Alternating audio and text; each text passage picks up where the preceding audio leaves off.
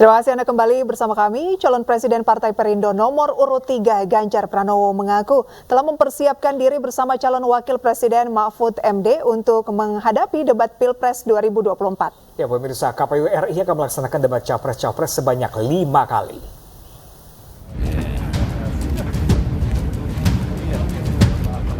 Calon Presiden Partai Perindo nomor urut 3 Ganjar Pranowo mengaku siap mengikuti debat Capres-Cawapres 2024. Meski belum mengetahui tema, Capres nomor urut 3 ini mengaku sudah mempersiapkan diri. Bersama pasangannya, Mahfud MD, Ganjar optimis bisa memberikan yang terbaik untuk masyarakat Indonesia. Terkait persiapan debat sendiri, seperti apa Mas debat pertama? Terkait ada persiapan khusus mungkin Mas tanggal 14 latihan? Ada pasti persiapannya soal apa materinya saya belum tahu sih. Kita mesti menyiapkan hal yang sifatnya satu konseptual. Yang kedua bagaimana cara operasional, tentu karena kami punya pengalaman politis yang bisa ditunjukkan pada masyarakat sehingga masyarakat yakin bahwa gagasan itu akan bisa diimplementasikan. Diketahui Komisi Pemilihan Umum akan menggelar 5 kali debat di pemilihan presiden 2024. Debat akan dilaksanakan 2 kali pada bulan Desember 2023, 2 kali pada bulan Januari, dan 1 kali pada bulan Februari 2024. Tim Liputan iNews melaporkan. Sementara calon presiden nomor urut 3 Ganjar Pranowo menanggapi soal adanya dugaan kebocoran data pemilih pada pemilu 2024 mendatang. Ganjar meminta KPU untuk segera memperbaiki sistem agar tidak mudah diretas.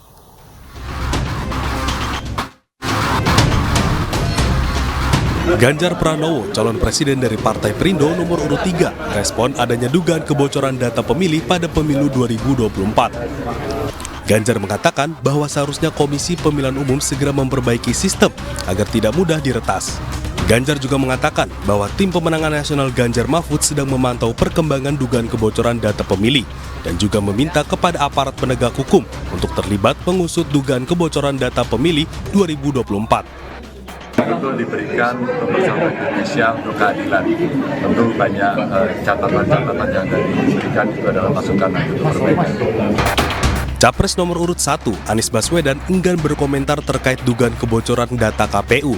Sementara Cawapres Caimin mengatakan kebocoran data menunjukkan kelalaian masyarakat dalam mengawal KPU dalam pemilu 2024.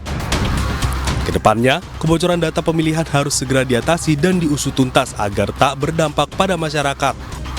Terlebih, disalahgunakan di waktu pemilu 2024. Dari Jakarta, Tim Liputan iNews melaporkan.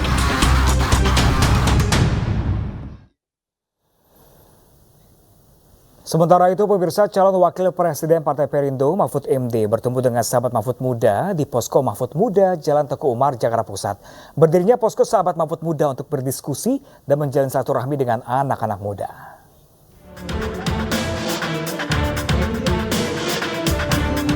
Calon Wakil Presiden Partai Perindo Mahfud MD bertemu dengan sahabat Mahfud Muda di Posko Mahfud Muda Jalan Teguh Umar, Jakarta Pusat. Pertemuan tersebut sekaligus mendirikan posko pertemuan untuk anak-anak muda yang ingin bertukar pikiran dengan Mahfud MD untuk melangkah lebih maju. Menurut Mahfud, generasi muda memiliki peluang besar yang lebih maju dan harus diperjuangkan bersama. Mahfud juga mengaku pendirian posko tersebut bukan bagian dari kampanye, melainkan pendirian kantor seperjuangan. Kita ketemu di sini karena untuk menyamakan pandangan kita tentang situasi, kemudian kita akan melangkah kemana. Tentu ketika akan melangkah kemana itu nanti melalui kampanye-kampanye sesuai jadwal dan sesuai aturan. Jadi pertemuan ini hanya ingin menegaskan bahwa kita generasi muda itu punya peluang yang besar untuk maju. Dalam kesempatan itu, Cawapres nomor urut 3 ini juga menyempatkan diri untuk bermain tenis meja bersama. Dari Jakarta, Rian Rahman, Rizky Yulianto, iNews melaporkan. Sementara itu, tim hukum TPN Ganjar Mahfud menyikapi terkait dengan pelaporan juru bicara TPN Aiman Wicaksono ke Polda Metro Jaya. TPN menyebut ada 1.000 pengacara siap mengawal kasus ini.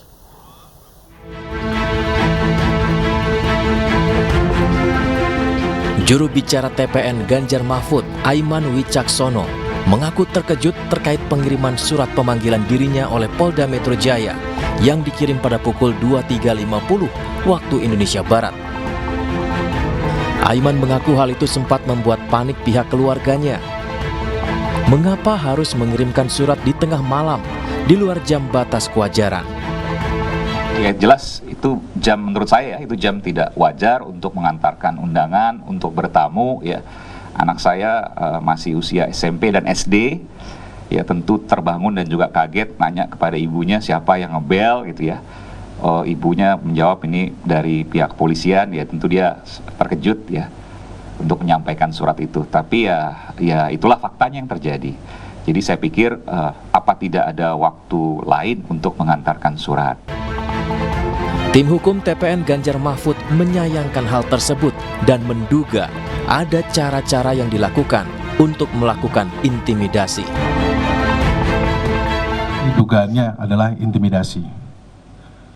Tentunya dalam hal ini kami sangat menyayangkan, sangat menyesali apabila proses demokrasi yang sedang berjalan ini dan kemudian terkait dengan kebebasan berpendapat dari warga negara Indonesia yang kemudian kalau kita berpendapat apa-apa dilaporin polisi, ini akan mengancam proses demokrasi yang sudah kita bangun selama ini. Meski begitu, tim kuasa hukum mengaku tetap akan mengikuti proses hukum sesuai dengan aturan. Bahkan, ada 1.000 pengacara yang menyatakan siap mendampingi Aiman dalam kasus ini. Sudah banyak pengacara yang bergabung untuk mendukung Mas Aiman Wicaksono. Ada 1.000 pengacara yang bersedia untuk menjadi pengacara Mas Aiman Wicaksono. Mereka menyampaikan kepada kami siap berdiri di belakang Mas Aiman, kita akan mendampingi Mas Aiman Wicaksono. Pemanggilan ini buntut video yang diunggah melalui media sosial yang mengkritik netralitas aparat kepolisian dalam pemilu 2024. Namun bukannya berbenah untuk semakin menguatkan netralitas aparat, kritikan ini justru berbuah pelaporan oleh 6 pihak di hari yang sama. Tim Liputan iNews melaporkan. Di masa kampanye, caleg Partai Perindo menggelar berbagai kegiatan bersama masyarakat. Ya, pemirsa, seperti Vena Melinda yang mengikuti senam Zumba bersama ratusan warga di Kecamatan Kesamben, Kabupaten Blitar, Jawa Timur.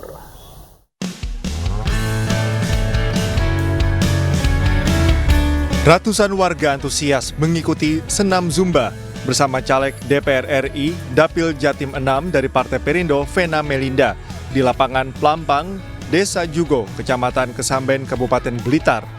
Warga mendoakan Vena Melinda dan Partai Perindo lolos ke parlemen dan memberikan banyak manfaat bagi masyarakat.